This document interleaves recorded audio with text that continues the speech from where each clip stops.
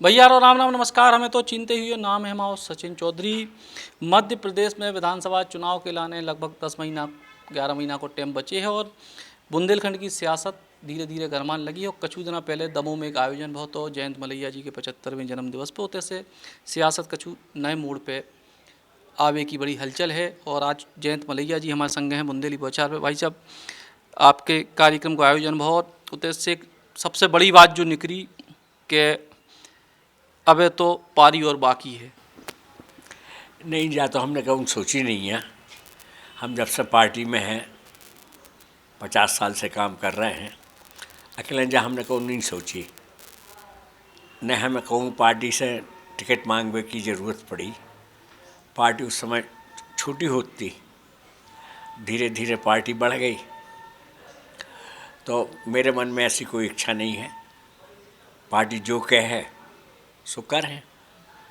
लेकिन जो संकेत दिए गए पार्टी की तरफ से या शिवराज जी की तरफ से या बाकी जो बड़े नेताओं की तरफ से कि मलैया जी अब रिटायरमेंट की को समय नहीं है। या उनकी कृपा है, उनने ऐसी बात करी है। और कोई के भी कार्यक्रम में जो हैं तो अच्छी बातें तो करनी पड़त है। हाँ।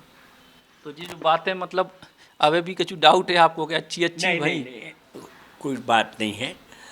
इन सबके संगे हम बहुत वर्षों से दशकों से काम कर रहे हैं और सबसे अच्छे संबंध हैं। पिछले बार एक उपचुनाव भाव तो उसके कारण बीच में गलतफहमियाँ पैदा हो गई। तो गलत फहमी आप दूर हो गई। अब जा तो आप उन्हीं से पूछिए जो उनको गलतफहमी भाई है। हमारा को तो कछु गलतफहमी नहीं है।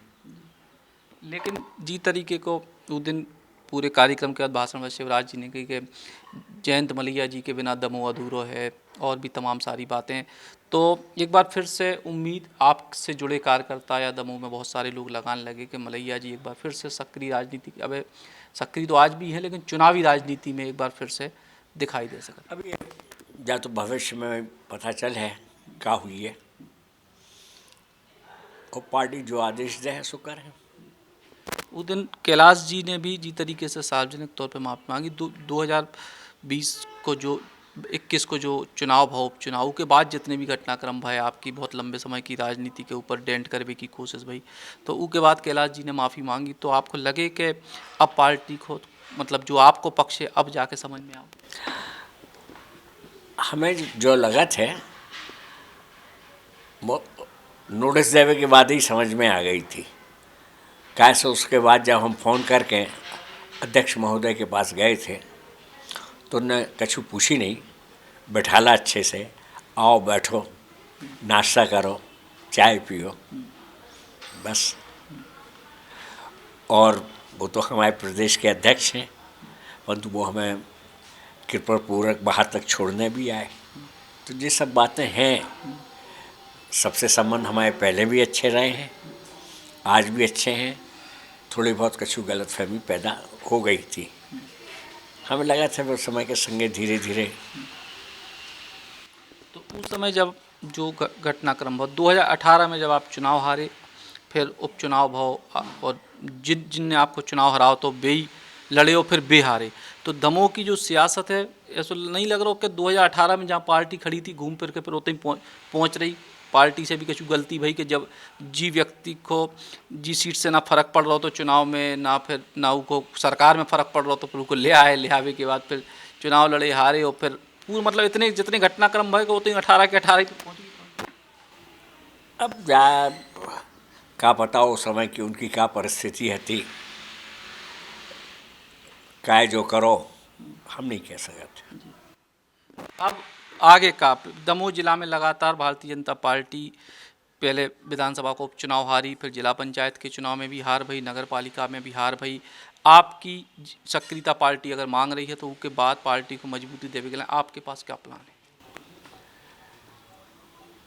अगर पार्टी कह है तो करवे के लाने बहुत हैं।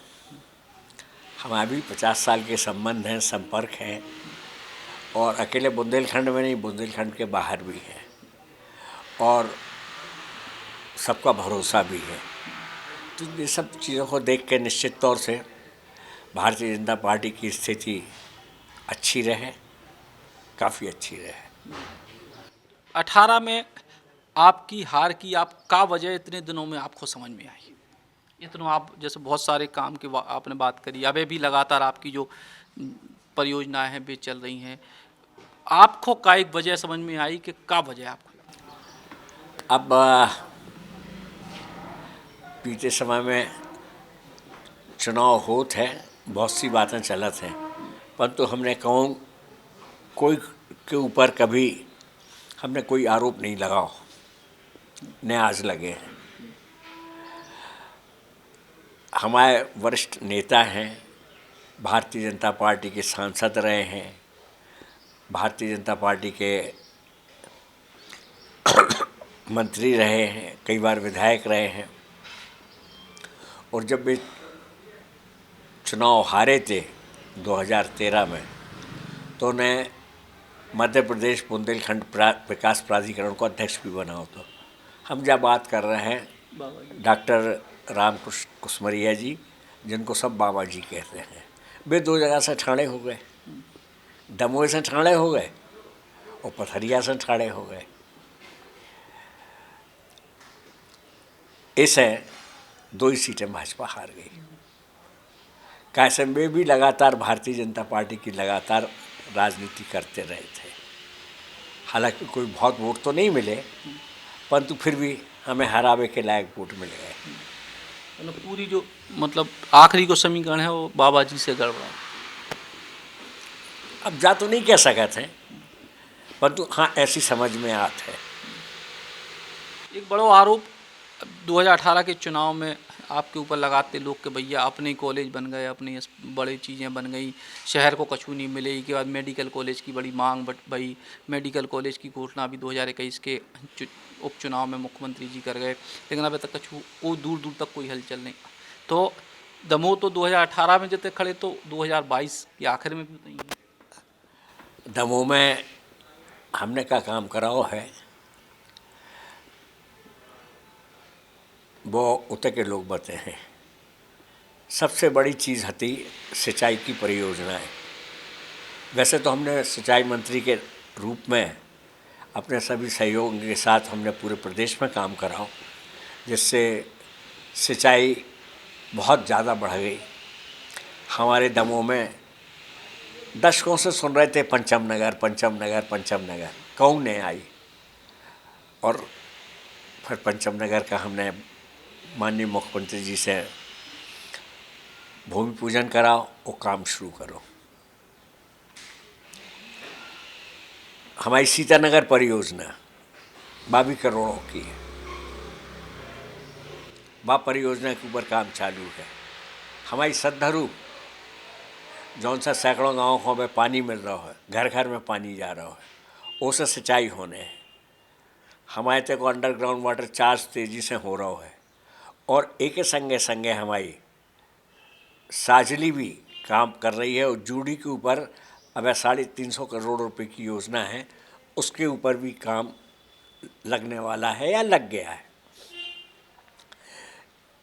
2500 करोड़ रुपए से ऊपर की सिंचाई परियोजनाएं, और इसके साथ साथ कई स्टॉप डैम जो इसमें शामिल नहीं है, ये हमने कराए हैं।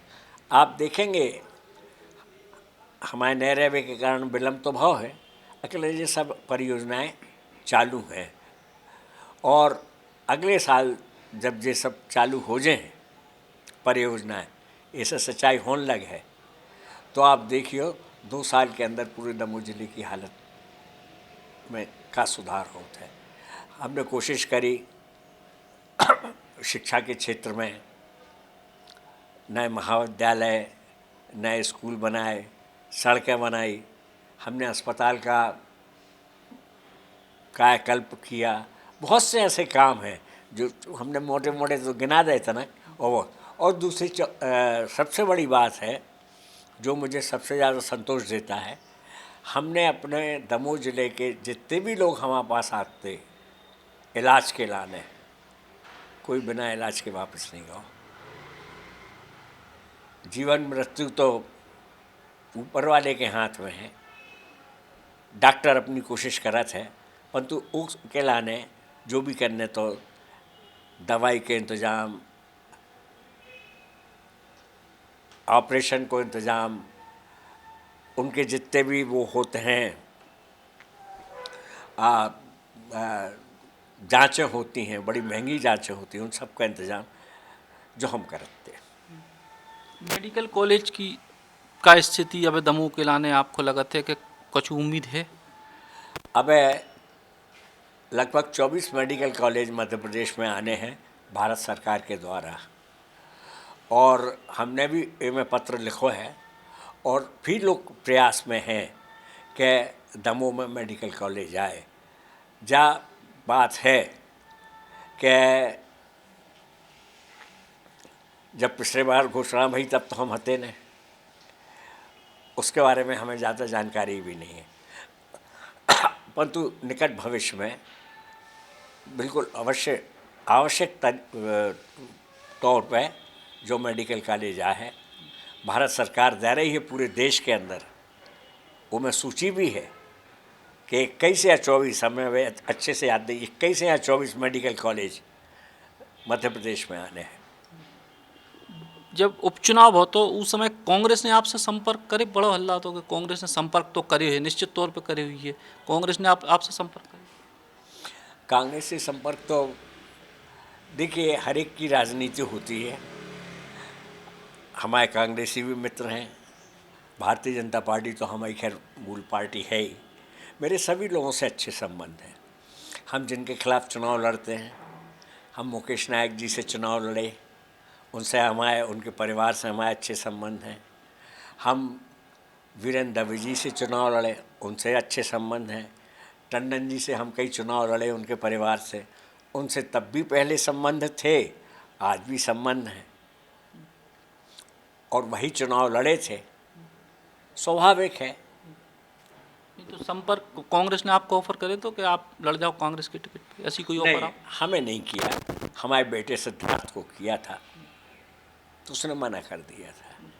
कई बार संपर्क किया गया उससे, उसने मना कर दिया था। तो मना करवे के पीछे भी आप सबसे बड़ी वजह हैं का? नहीं, वो कांग्रेस में नहीं जाना चाहता था। ऐसा नहीं कि वो लड़ना नहीं चाहता था, परंतु वो निर्दलीय कहता था हम लड़ेंगे तो कांग्रेस से नहीं लड़ेंगे, निर्दलीय लड़ेंगे। पर हम लोगों ने बात की, समझाया, बातचीत की, वो मान गया। अब निकट भविष्य में आप सिद्धार्थ भैया की राजनीति कहाँ देख रहे हैं? वो उनसे पूछना आप। अब कोई वो परिपक्व हैं, 20-25 साल से राजनीति में काम कर रहे हैं, उनका अपना काम है, तो उनके बारे में तो भी जवाब दे सका था, हम तो दे नहीं सका था। हमसे हमारी पूछ लो जो पूछ रहे हैं उससे। हाँ, अगर सिद्धार्थ आए हैं राजनीति में तो ये बात ज़रूर है, हमारा पूरा समर्थन रहेगा, पूरी ताकत से हम उनका और भारतीय जनता पार्टी के अन्य कार्यकर्ताओं का, जितने भी उम्मीदवार हैं उनका काम करेंगे। लेकिन अभी तो निलंबन की स्थिति में है, तो हाँ, अभी तो सिद्धार्थ कोई को बात ही लेके नहीं है। सिद्धार्थ को लेके कोई चर्चा हुई पार्टी में आपकी? अभी फिलहाल सीधे सीधे कोई चर्चा नहीं हुई। एक और बस आखिरी सवाल के, गाइडलाइन बार बार भारतीय जनता पार्टी में बनाई जाती, कभी 75 की, कभी 70 की। इन गाइडलाइन से कितना नुकसान या कितनी फ़ायदा आप समझो तो कि भाई युवाओं को मौका तो मिलना चाहिए, लेकिन ये गाइडलाइन कई जगह टूटती भी है जी? युवाओं को निश्चित तौर से मौका मिलना चाहिए, कैसे उनमें ज़्यादा ऊर्जा होती है, परंतु अनुभव का भी कोई विकल्प नहीं है। तो कॉम्बिनेशन रहे, युवा भी रहें और जो अब उतने युवा नहीं हैं वो भी रहें, और जिनके पास अनुभव का खजाना है और जिनको जीतने की संभावना है। पिछली बार पार्टी ने आखिर जुगल किशोर बागड़ी जी को टिकट दी, नागेंद्र सिंह जी नागौत को टिकट दी, नागेंद्र सिंह जी गुड़ को टिकट दी, और भी कुछ नाम हैं जो उस समय 75 पार कर गए थे, कोई विकल्प नहीं था, उनको दिया और वो जीते भी सब। अनुभव को दरकिनार ना करे पार्टी? नहीं करती है, करती नहीं है, और समय समय के ऊपर पार्टी में सोच में भी बदल आती है। और अभी तो किसी ने पूछा तो कहा भी गया था कि पार्टी में ऐसा कुछ नहीं है कि 75 या 70 या 60 का कोई इस तरीके से है। एक सवाल बस ये कि आपने लगातार मंत्री के तौर पे भारतीय जनता पार्टी की सरकार में काम करे, बीच में फिर कांग्रेस की आई और अब आधे कांग्रेसी इनको मिला के फिर आपकी सरकार बनी, तो आप राजनीति मध्य प्रदेश की सियासत में किस प्रकार का बदलाव देखा? बदलाव तो हुआ है और बस मेरा मानना ये है जो भारतीय जनता पार्टी में रचपच जाए और रचा पचा हो, ऐसे ही लोगों को आगे लाया जाए और जो जीतने की संभावनाएं रखते हो। तो वरिष्ठ नेता जयंत मलैया जी ने बुंदेली बौछार से खास चर्चा करी और मध्य प्रदेश और दमोह के तमाम सारे मुद्दे खुल के हम सबके सामने रखे। सचिन चौधरी, बुंदेली बौछार के लाने। Eklavya University Damoh will guide you towards a bright future. 28 acres of lush green campus, largest campus of Bundelkhand, experienced and dedicated faculty. 50 future-ready courses taught in 12 different schools, separate courts and ground for sport, fully equipped lab and workshop, safe and fully equipped separate hostel for girls.